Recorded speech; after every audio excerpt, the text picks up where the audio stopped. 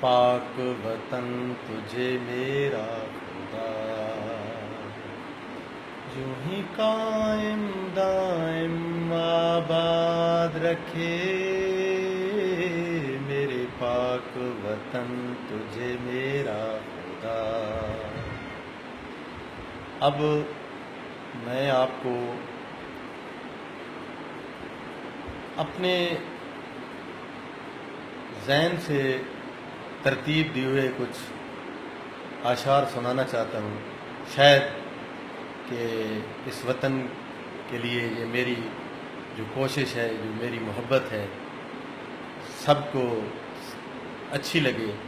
और मैं चाहता हूँ कि जो जो जहाँ जहाँ पाकिस्तान का बसने वाला है वो अपने वतन से प्यार करे।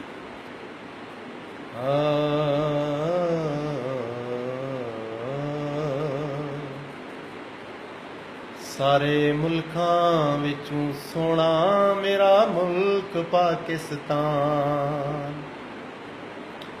सारे मुल्कां विचों सोहना मेरा मुल्क पाकिस्तान।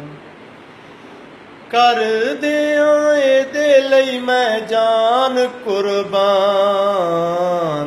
सारे मुल्कां विचों सोहना मेरा दिलबर पाकिस्तान। पाकिस्तान पाकिस्तान। इस दियां खिजावां ने बहारां नालों चंगियां। इस दियां खिजावां ने बहारां नालों चंगियां।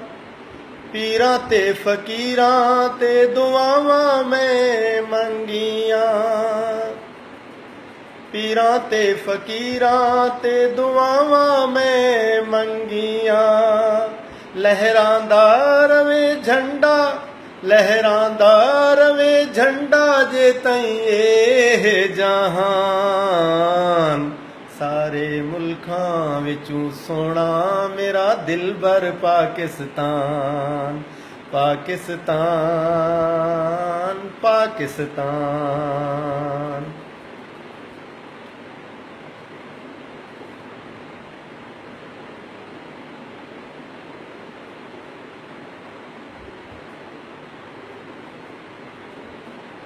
बुरियां निगाहां नाल वेख कोई नहीं सकदा। बुरियां निगाहां नाल वेख कोई नहीं सकदा। मुल्क साडे विचे रख पैर कोई नहीं सकदा। मुल्क साडे विचे रख पैर कोई नहीं सकदा। इस दे रखवाले जोशीले फौजी ने जवान। सारे मुल्कां विचों सोहना मेरा जानू पाकिस्तान। पाकिस्तान पाकिस्तान। पंजाबी पश्तून असां सिंधी ते बलोची। पंजाबी पश्तून सराइकी सिंधी ते बलोची। असां सारे एक हाँ गल एहो सोची। असां सारे एक हाँ गल एहो सोची। साडा सांझा जीना मरना, साडा सांझा जीना मरना कायद दा फरमान। सारे मुल्कां विचों सोहना मेरा दिलबर पाकिस्तान। पाकिस्तान पाकिस्तान। लोगो आज़ादी वाला दिन याद रखना। मुनव्वर आज़ादी वाला दिन याद रखना। हक सच कहण तू कदी भी ना झखना। हक सच कहण तू कदी भी ना झकना। पक्का रखना अपना यारो दीन ते मान।